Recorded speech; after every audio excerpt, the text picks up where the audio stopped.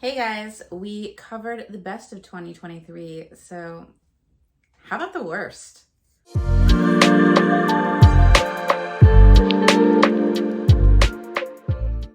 Hey guys, if you are new, welcome to the Book Path. I'm Nicole, and if this isn't your first rodeo, thanks for sticking around. So, we have already done the best books, or what I thought were some of the best reads for me for 2023, and now it is time to tackle the worst. These aren't necessarily horrible books. I just had problems reading them, or they weren't the greatest. For me, a lot of them resulted in DNFs. And as such, I did a book unhaul a few months back, and a lot of the books that are on this list were part of that haul. So I no longer have them to show you. So we will go ahead and I will just find a book cover and pop it up. And I'm not going to go, once again, I'm not going to go into too much detail because I've already reviewed them in other videos, but I will give a few basic glimpses of what wasn't working for me in these. These are in no particular order, but we will go ahead and start with the first up was Chase Me by Addie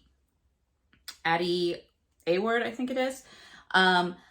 This one wasn't necessarily bad. It was just kind of like, I felt like it was being done. I wanted to like it because it was a curvy girl romance and a dragon shifter romance, and I was really excited for that. But stuff just felt like it was being chucked in there, and it didn't really make sense to the situation or to the world that was going on. And it was just kind of felt like you were being thrown in without really any explanation. And it's just, I wasn't vibing with it. I really wasn't. So I ended up DNFing it. And sadly, I wanted to like it because it was a whole series of like curvy girl dragon shifter romances, which would have been great, but it just wasn't for me. It really wasn't. So next we move on to The Library of Lost Things by Laura Taylor Namey. This was also a DNF. This one was a YA book, and this is when I started, I think, feeling like YA, especially contemporary YA, was just not really in my scope of interest anymore. A lot of this too, I think what was really just hard for me on this one was the drama surrounding the main character in this was one of those ones that, because I'm older, you see it as this is something preventable. Like, this is something that you can deal with. This is something that, has an end to it. It's not like, obviously for the young teen going through it, it's earth-shattering, life-altering, and I'm not gonna, say anything like that. But just for me as an older reader, it was just so much on this one that it was just really almost the part of like not being believable, but also just that it was being made to be so much more sometimes than it was, or like than it needed to be, if that makes sense. It was just a lot and it wasn't hitting home. So I ended up DNFing that one. The next one was Blood and Ruin by Scarlett Gray. This one, as I was reading, it started sounding very familiar, and then I ended up finding out it was a fanfic. I can't remember what it was a fanfic of, to be honest. I'll probably look into it and see if I can post it up here if I do find out. Once I found out that it wasn't really like this original kind of plot and fell into fanfic category, I was just like, no, wasn't really loving it anyway, so no. Next was Slammed by Tegan Cade. This one was kind of your bad boy, good girl, brainiac love story. It was supposed to be a college romance, and I was like, okay, it's supposed to be steamy, it's supposed to be whatever. I never even got to the steam because pretty early on I DNF'd it. The reason being was you had this girl character that was supposed to be anti-relationships, just kind of wanting to do her own thing, not boy crazy. They were trying to paint the character that way, like actually telling you the character was that way, and yet the character's talking about recent dates with her friends, and I'm like, okay, well, so much for like, I'm not interested in relationships when you're going out on these dates. Like, I could see if the relationships were bad and you're like, I'm swearing it off, and that kind of sets the marker, but that wasn't the case. And then she is like, oh, I don't want to deal with, athlete boys because they're all this and that. And they go to the first game where you have the bad boy, and the bad boy was like very cliched. I come from a broken home, wrong side of the tracks, the system's out to get me type, to a point where it was just like I'm not saying, I mean obviously, there are people who have those types of situations where they do come from broken homes and it does affect them, and there are people that grow up in foster systems and have tough times and do sometimes act out more violently, or have some behavioral issues as they go up because of the product of what's going on. I'm not saying that at all. I'm saying in this context, it was a lot to put into one character. And the way that it was presented was just enough to where you didn't like him. Like, you didn't like him. And this is supposed to be a romance. And so the fact that I don't like the love interest, and then I'm not really caring for the girl because she's very contradictory with the, oh, I don't want to be in a relationship, or, oh, I don't like bad boys, or, oh, I don't like athletes. And then the first, like, I think it's basketball game, she's sitting there practically drooling and ogling this guy that she said she wasn't going to be attracted to. And I'm like, if you would have like slowly built her being like, she just doesn't want to get into, maybe she's scared of being hurt, something like that, and you kind of approach it differently, I would have carried on and read it. But just the fact that you're having these two characters, I was annoyed by them already early on, that I really didn't care to watch their love story evolve. And I think that for any type of romance, if you lose your reader on siding with one, at least one of your romantic, characters, the main characters, let alone both of them, I mean, it's hard to keep the reader interested when they really don't care if either of these main leads in a romance story find their happy romance ending. So it was just one. I ended up DNFing. Like I said, it just wasn't for me. I felt myself annoyed by the characters, wasn't liking them, and didn't care. So next up, I have Be Not Far From Me by Mindy McGinnis. This was a DNF as well. I wanted to like this book. I thought it was going to be something different. You basically have the young teenage girl going out to hang out with her friends, catches her boyfriend cheating on her basically, and she runs off, and while she runs off, she takes a stumble, and now she's lost in the forest. I thought that was a great premise for a story, because I thought this young girl was going to have to deal with the emotions that she was having from witnessing what she witnessed and the heartbreak there, all the while trying to survive a forest with an infected, injured leg. So it's like this race against time, surviving and adaptability, finding your inner strength, and becoming this, female badass, if you will. And right away, it went for me when I found out that this main character also had a background in wilderness knowledge. Like, she knew hiking, she knew plants, she knew whatever, because the fight for survival didn't really feel like much of a fight when you already kind of have that background. And then as it kept going on, despite having said background, she would make not so wise decisions. Which, if you didn't have the background, I would just be like, oh my God, you shouldn't do that, but oh my God, let's see how it goes. Whereas now that I know you have this training and this background, and that this is kind of the field of study that you want going forward, the choices that you make, enough said. I'm not going to go into it. I'm not going to tear it apart. It just, I ended up skimming ahead, and I kind of found out the key points. And then when I skimmed ahead to the ending, and she's, found her way or whatnot and been rescued, and she has the reuniting with her ex, that was just so,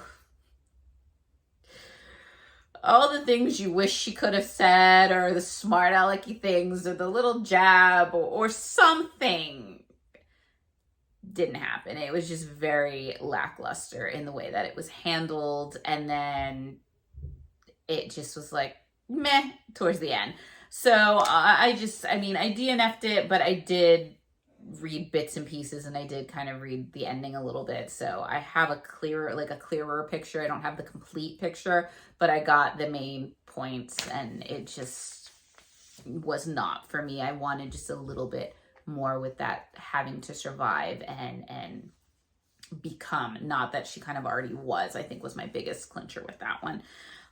Next up, we have Gods and Monsters by Janie Marie. Now, this one was a DNF, and I really, really, really did not want it to be a DNF. This was, first off, it was a cover buy because the cover was one of those hauntingly beautiful covers.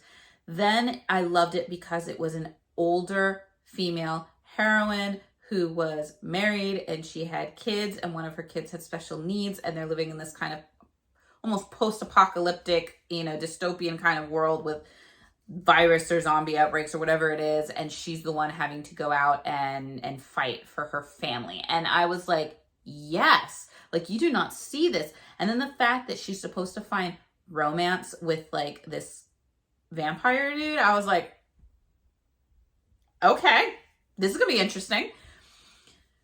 It was definitely interesting. It was one of the ones where I literally felt like it was throw everything, like throw the kitchen sink at it and see what sticks. And you had zombies and vampires and demons and fallen angels and King Arthur and his Knights of the Round Table, but they're vampires. And it was a lot in one story. And when you slam that much into one story, it starts to make the believability of it falter. And I just couldn't deal with it. The insta-love was cute on the male's side when he found her. Her kind of reaction to him, and she gets like made into what she is, was very quick. The other thing is there was no growth for her. It was automatically like, here, you were a mom that, was kind of scared to do a lot of things, but all of a sudden you get a weapon in your hand and you are like some massive Kate Beckinsale underworld type of character, just bringing the pain. And it just wasn't believable. There was so much going on that it was just losing believability, and I couldn't track it well. It was just getting too out of hand. And so I ended up DNFing it, and I was so I kept pushing myself to try to finish it and get more, and it just seemed like every time I kept going, something more was being added to the mix, and I'm like, you didn't need to throw in this much. And I think it was the fact that so much was put into it that just really made it fall out for me. Next up was Here on Earth by Alice Hoffman. I really wanted to like this one because I had just read the prequel to, let's see, where is it? I read Magic Lessons, which was the prequel to Practical Magic, and it was very beautifully written and had some very interesting knowledge in there, if you will. And it was kind of this, not necessarily, it had a little bit of generational, but mostly, geological areas that we were visiting, and knowing some of the historical background there, and also the kind of witchy arts of Europe and the UK, and then down into the Caribbean, and then up into the Salem area, was just really fascinating for me, and I really did enjoy that. So I wanted to pick up this one because this was, Here on Earth was supposed to be kind of a little bit more of a contemporary romance, and I wanted to see how that happened. And right away, this got into, wow, this is very dark. This is very twisted. I'm not liking either one of the main love interest characters. And I was just, the drama that was trickling out from the main characters into everybody and just kind of messing up everybody around them. Finally, I think I was about halfway through the book when I started reading reviews on it, and found out everybody else was kind of the same mind, that it was really dark, really depressing, and just very twisted. And then I found out that somebody said it was like Wuthering Heights. And once they said that, I was like, yes, it is. That is why I am not liking it. I did not like Wuthering Heights. I understand the importance of it, of why other people have liked it so much. I can see that. It wasn't for me. I did not like, I did not like that book at all. And this, having that kind of twisted, make the person you love miserable type of mentality, it was not for me. I did not enjoy it. And knowing that that's kind of what was going to happen, and getting some of the teasers from the other reviewers, I was like, nope, you're saving me time. We're not going to finish this, because I just didn't need that type of book. It was just not good all around for me. Wasn't that it was badly written or anything. It's just, if you like Wuthering Heights, you will like Here on Earth. I did not like Wuthering Heights, therefore I was not enjoying Here on Earth. So DNF'd. Next up, we have Paradise Club by T.B.R. This was a book club pick for, I think it was September, by another booktuber, and I don't know if the book club's still going on, because I haven't seen any more picks come out for it. But this was very much not my particular genre. This was like a horror book. I don't read a lot of horror. This was everybody's invited to an island, and then it's survive to win. There can be only one survivor, and there's people in costumes basically trying to kill everybody on the island. And that I didn't have. It was very, very graphic, very graphic. So be forewarned.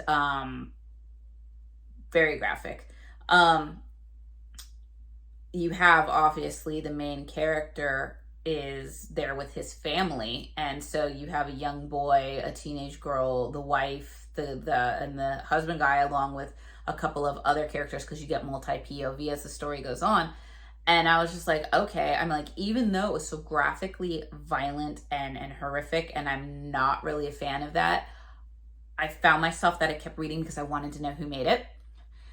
You did start kind of rooting for people, but then it took a very sci-fi twist. And if you've read it, you know. I did not like the sci-fi twist. It lost all sense of reality for me, and it dumbed down the book for me. It dumbed it down for me. I didn't like the book after that, because I was like, if you would have just kept it as this and then had whoever survive, then yay. But throwing that into it just made it so out there. And then I ended up reading and finding out that this was kind of a collaboration product, if you will, between the author and then his subscribers, and he kind of had them choose your own adventure and throw in their own ideas. Once I knew that, it made sense to have that sci-fi weird element, out of it that maybe didn't make sense, but it happened that way because it was a choice being made. I wish I would have known that before I read the book. But it was, like I said, it was very graphic. I did finish the book. I did. It was one of the ones I actually did finish. Just did not like it at all. Like, I think it would have had a higher rating if they removed the sci-fi and just kept it as like this almost slasher horror survive the night type of deal. And no one is safe. I will just say that no one is safe. Be you husband, wife, child, parent. So, like I said, be forewarned. Be forewarned. Next up, we had The Choice by Nora Roberts. I ended up giving it, I think it was 2 stars. And, for Paradise Club, I ended up giving that one 2 stars. I did write that down here. But for The Choice, I just, like I said, with this Nora Roberts, the Dragonheart series, I felt things were very underwhelming. I felt there was no character growth. I didn't really care for the main character. And the story just wasn't building the way that I thought it would. Battles that were going on just were subpar for me and anticlimactic. So I liked this, like I said, I loved the side characters, and I wanted the side characters to survive. If both main characters didn't, I wouldn't really have lost sleep over it, if that makes sense. So that being said, that this was supposed to be a big fantasy romance, and I didn't, once again, care for the main 2 characters. I cared for the side characters. Speaks volumes. So that one I did give it 2 stars, 2. And then for our final pick, it's actually 2 books together that I didn't read the whole series. I only had 2 books in the series, but 2 books was enough for me to know that I am not going to continue with it. And that was Midnight at Madame Leota's and Grim Grinning Ghost by Amicus Arcane, obviously a pen name. I reviewed this as part of my Haunted Mansion video that I did, I think it was back in like July or August. And I thought it was just gonna be fun because I expected it to be kind of, you know, kid-like and for kids, not for kids, not for little kids at all. There are some very grotesque things that happen in there that if you have a young elementary student for a child, I just, This was very reminiscent of the scary stories that you would get with these scholastic book order forms when you were a kid about like, how much can you terrify yourself? Midnight at Madame Leota's really didn't have much to do with Madame Leota of Haunted Mansion, except for using her namesake. Other than that, it really didn't have much to do with it, so I was very disappointed in that. Grim Grinning Ghost did have a lot more to do with the mansion itself and kind of the iconic relics and things that you see in the Haunted Mansion. But once again, it was more of that story about how it came to be. I wanted more. I wanted a little bit more about the Haunted Mansion and what was there. And Grim Grinning Ghost kind of does that, but it was just very subpar for me. I wasn't really caring for it.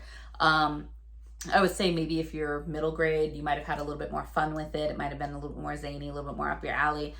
Just was not for me. So I gifted those to a friend who was very excited to take them off my hands, and I hope they have a better home now. But yeah, other than that, that is my worst books of 2023. There were some other DNFs that I did not include, but these were the ones, like I said, that I could kind of pinpoint. Or usually if I read a book and I DNF it, I try to get it out of my mind as soon as possible and fill it with a book I enjoy a little bit more. So these were the ones that I could actually remember at least enough to comment on, if that makes sense. But anyway, let me know if you disagree with any of my choices. Feel free, because like I said, I actually am happy if a book that I didn't enjoy, somebody else enjoyed, because I feel bad when I say that I didn't enjoy a book. I really do, but I know that you guys want like honesty in what I thought, and these were the ones that they were not for me this year. But that being said, once again, I hope you guys are staying warm. I hope you guys are staying healthy. I hope you guys are having some new fascinating reads this year and enjoying your new year. I'm hoping it's bringing you guys some good stuff. And with that, I will see you guys in the next video. Bye.